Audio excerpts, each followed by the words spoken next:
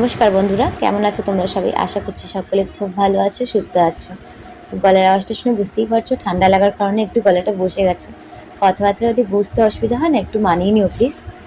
তো আমার চ্যানেলে আগের ব্লগগুলো দেখলে মনে হয় না সময়টা কত তাড়াতাড়ি পেরিয়ে যাচ্ছে। এই তো কিছুদিন আগেরই কথা, আয়ন কত ছোট ছিল, ওকে নিয়ে একা হাতে সংসার সামলানো, ভিডিও সামলানো সব করতে গিয়ে হিমশিম খাচ্ছিলাম। কিন্তু এখন ধীরে ধীরে অনেকটাই বড় হয়েছে, বুঝদার হয়েছে, অনেক কথাবার্তা বুঝিয়ে বলতে শিখেছে। তো ওখানে উপরে একা একা খেলা করছিল, আমি এখানে নিচে বসে লাল শাক কাটছিলাম। ওর বাবা কিছুদিন ধরে বলছিল কি শাক খেতে ইচ্ছে করছে, তো সেই জন্য ও লাল শাক, পালং শাক, অনেক রকমই শাক এনে নিয়ে এসছে। তো কিছুটা শাক ফ্রিজে তুলে রেখেছি, আর এখানে লাল শাকটা বার করেছি, আজকে লাল শাকটা রান্না করব। তো চেয়ার দিয়ে বাবু নিচে নামার চেষ্টা করছিল, যে আসছিল নিচে মায়ের যদি কোনো হেল্প করতে পারে বলে। তো যে আমি সামনে একটু ক্যামেরাটা ধরলাম, অমনি দেখো দূরে গিয়ে মুখে অঙ্গি ভঙ্গি করে মুখে মাকে দেখাচ্ছে, ভাবছে মা আমার ভিডিও কেন করছে। তো লাল শাকটা কাটা হয়ে যাওয়ার পর ভালো করে ধুয়ে নিচ্ছি। শাকে তো জানোই প্রচুর মাটি থাকে, তো কলটা এরকম খুলে দিয়ে বেশ অনেকক্ষণ ধরেই ডলে ডলে শাকগুলোকে ধুয়ে নিই। আর ওদিকে কড়াইটাও বসিয়ে দিয়েছি, পেঁয়াজ, কাঁচা লঙ্কা, রসুন এসব ফোড়ন দিয়ে লাল শাকটাকে বানিয়ে নেব। কিছুদিন আগে যেন আয়নকে নিয়ে না ভীষণ দুশ্চিন্তা হচ্ছিল। সবাই বলতো যে 2.5 বছর বয়স হয়ে গেছে, এখনো কেন কথা বলে না, কথা বলে না। তো আমিও ভাবতাম হ্যাঁ সত্যি তো, এতটা অন্যান্য বাচ্চাদের দেখছি ওর বয়সী বাচ্চাদের কথা বলছে গড়গড়িয়ে, কিন্তু ছেলেটা আমার অত কথাবার্তা বলে না, যেহেতু ঘরের মধ্যে সবসময় আমার সাথেই থাকে, বাইরে তেমন নিয়ে বেরোনো হয় না। সেই জন্য কার সাথে মিশবে বলো। তো যতটা পারে আমার সাথেই কথা বলে। তো আমি ভাবলাম কি, কেননা ওকে 2-4টে বই কিনে দেওয়া যাক, ওইগুলো দেখে দেখে পড়তে পড়তে যদি একটু কথাবার্তাটাও ও ভালোভাবে বলতে শেখে। তো সেই আইডিয়া অনুযায়ী আমি ওকে একটা 1-2, তারপরে ABCD এইসব বই কিনে দিয়েছিলাম, আর সকালবেলা সন্ধ্যাবেলা নিয়ে ওকে বসতাম পড়াতে। তো এখন দেখি ওগুলো পড়তে পড়তে অনেক কিছুই শিখে গেছি, যেমন A ফর কি হয়, B ফর কি হয়, সবই মোটামুটি শিখে গেছে। আর তার সাথে সাথে অনেক কিছু শিখিয়েছি ওকে। তো আজকে আয়নের পাপা বাড়িতে আছে, তো ওর পাপা যখন বাড়িতে থাকে অনেকটাই হাতে হাতে হেল্প করে দেয় আমার কাজকর্মে। তো বাইরে ঘরটা ঝাড় দিয়ে বাইরে সিঁড়িগুলো ঝাড়ছিল, তাই আয়নকে বললো বেলচাটা একটু এনে দাও, তাই ও বেলচাটা নিয়ে দৌড় দিল। আর এখন হয়তো জল ভরতে গেছে। তো আয়ন আমাকে এসে ডাকাডাকি করছিল যে পাপা জল ভরতে যাচ্ছে, আমার সাথে মানে পাপার সাথে যাবে কিনা। তাই আমি বললাম যে ঠিক আছে যাও, সাবধানে নামবে জুতো পরে। তো ওদিকে গেছে, আর ওদিকে আমি রান্না করছি, আর নিচ থেকে আমাকে ডাক দিচ্ছে মা মা, মানে দেখো ও পাপার সাথে গেছে জল ভরতে, ওই জন্য ডাক দিচ্ছে। এমনিতে আমাকে ছেড়ে কোথাও যায় না এদিক ওদিক, তো যখনই আর কি চোখের আড়াল হবে নিজেই আমাকে ডাকবে মা দেখো আমি এখানে আছি। তো জানলা দিয়ে ভিডিওটা করছিলাম, তাই তোমাদের দেখিয়ে দিলাম যে কতটা নিচে আছে। জুম করে দেখাচ্ছিলাম বলে বোঝা যাচ্ছিল না। ভাতটা বসিয়ে দিয়েছি, আর এদিকে লাল শাকটা হচ্ছে। যেহেতু একটু পরেই ওর বাবা কাজে বেরোবে, তাই তারা আছে একটু রান্না, ঝটপট রান্নাটা সেরে নিচ্ছি।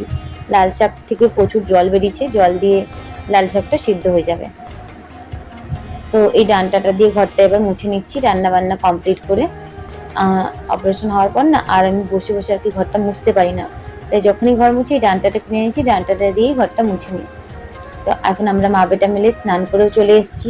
আর স্নান করার পর না আয়ন একটু বেশি দুষ্টুমি করে, মানে ওর মনটা একটু ফ্রেশ হয়ে যায়, মাথাটা ঠান্ডা হয়ে যায়। তো ভাবে কীভাবে দুষ্টুমিগুলো করা যায়, কিছুতেই সামনে বসবে না, যতবার ওকে ধরতে যাই টুকটুক করে পালিয়ে যায়। তো আজকে ভিডিও করছি বলে একটু শান্তভাবে চুপচাপ জামাটা পরে নিচ্ছে, না তো অন্যদিন তো ধরেও ওকে দেখা যায় না। ওই যে একটু আগে দেখালাম না মুখের অঙ্গি ভঙ্গি করে দেখায়, ওরকমই অঙ্গি ভঙ্গি করে দেখাবে খাটের কোনায় গিয়ে। তো এবার ওকে ফ্রেশ করে টিপ ঠিক পরিয়ে দিলাম। আর ওর ঠোঁটটা একটু ফেটে গেছে বলে ওকে বললাম একটু বোরলিং মাখিয়ে দিয়ে এদিকে এসো। স্নান করে ওঠার পর চুলটা একটু আশ্রিয়ে নেওয়ার চেষ্টা করি, কেননা সারাদিন আর চুল আশ্রানোর সময় পাই না, কোনো রকম খোপা করে মাথায় তুলে রেখে দিই। হ্যাঁ এই হচ্ছে অবস্থা, চুলগুলো অনেক পড়ে গেছে আমার জানো। তো এবার বাবার খাবারটা বার করে দিচ্ছি, আয়নের বাবার ভাত, লাল শাক, আর একটু আগের দিনের মাছের ঝোল ছিল সেটা আমি ওকে গরম করে দিলাম। আর আজকে আমার ভাত খেতে ইচ্ছা করছে না দুপুরবেলায়, তো ভাবলাম একটু রুটি খাই। তো নিজের জন্য 4টে রুটি বানিয়েছিলাম, ওই রুটিটাই আমি লাল শাক দিয়ে খাবো। আয়ন পাপার সাথে খাচ্ছিল, খেতে খেতে যেই দেখছে মা আবার ক্যামেরা করছে কেন হঠাৎ করে, আবার উঠে এসছে। তো স্নান করার পর কাপড়গুলো এভাবে সিঁড়িতে রেখেই ঘরে চলে গেছিলাম। তো ওদিকের কাজকর্ম সব কমপ্লিট করে এবার যাচ্ছি ছাদে কাপড়গুলো মেলে দিতে। তো রোদ্দুর এখন আগে যেহেতু শীতকাল ছিল না, তো একদিনে আর কাপড় শুকাতে চাইতো না, তাই সকাল সকালই কেচে নিতাম। তো সকাল সকাল কাচলে আমার আবার বাকি কাজগুলো পড়ে থাকতো, সেগুলো করতে বেলা হয়ে যেত। কিন্তু এখন ওদিকের কাজগুলো সেরে তারপরে কাপড়গুলো কাচলাম। আর এখানে দেখো কতগুলো আমি গাছ লাগিয়েছি, এটা হচ্ছে কসমস ফুলের গাছ। এই গাছটা লাগিয়েছি, ফুলগুলো তো কি সুন্দর ফোটে, কিন্তু গাছটা এত লম্বা হওয়ায় পাখিতে এসে সব পাপড়িগুলো ছিঁড়ে দেয়। তার সাথে সাথে কিছু আরও গাছ লাগিয়েছি, যে যেমন এগুলো তো মানে শীতকালের গাঁদা ফুল গাছগুলো ছিল। আর বাকি অ্যালোভেরা, ডায়ান্থাস, এই সমস্ত মানে শীতকালে যখন বাজারে বেরোতাম না সবজি টবজি কিনতে, তখন ভ্যানে করে করে গাছগুলো বিক্রি করতে আসতো, তখন একটা দুটো করে কিনে কিনে আজ এতগুলো গাছ হয়ে গেছে।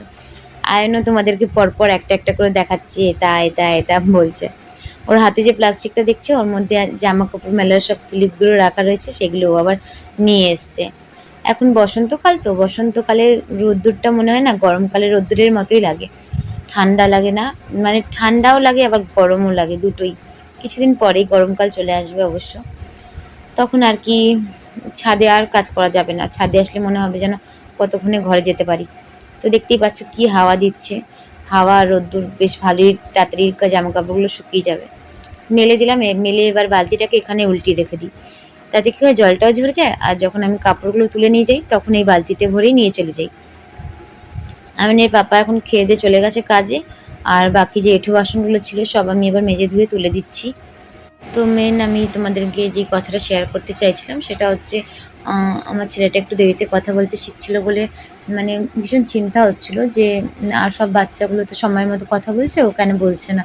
তো সেই সব কারণে আমি ডাক্তারও দেখিয়েছিলাম আয়নকে, যে কেন এত দেরি করছে কথা বলতে। তো ডক্টরবাবু বলেছিল যে চিন্তার কোনো ব্যাপার নেই, সব বাচ্চা তো একরকম হয় না, কিছু কিছু বাচ্চা আগে হাঁটা শেখে, কথা বলা পরে শেখে, আবার কিছু কিছু বাচ্চা কথা বলা আগে শেখে, হাঁটা পরে শেখে, মানে আলাদা আলাদা বাচ্চার মধ্যে আলাদা আলাদা বৈশিষ্ট্য থাকে। তো তোমার ছেলেকে কোনো মানে কোনো সমস্যা নেই, যখন দেখবে কথা বলতে শিখেছে এত কথা বলবে তোমার মাথা খারাপ হয়ে যাবে। আর ঠাকুরের আশীর্বাদে ঠিক তাই হয়েছে, ডাক্তারের কথা মিলে গেছে। এখনও মানে এত কথা বলে ফুলঝুরির মতো, সারাদিন মানে বক বক বক বক করতেই থাকবে মায়ের সাথে, মা এটা মা ওটা। আবার ওর নাম আয়ু আয়ু করে ওকে আমি ডাকি, তো বলবে মা আয়ুকে নাও আয়ুকে নাও। আর জানি আজকের ব্লগটা অনেকটা ছোট হয়ে গেল, চেষ্টা করব পরের ব্লগটা একটু বড় করার। তো আজকে এখানেই বিদায় জানাচ্ছি, দেখা হবে তোমাদের সাথে পরের আবার নতুন একটা ব্লগে। আজকের জন্য টাটা।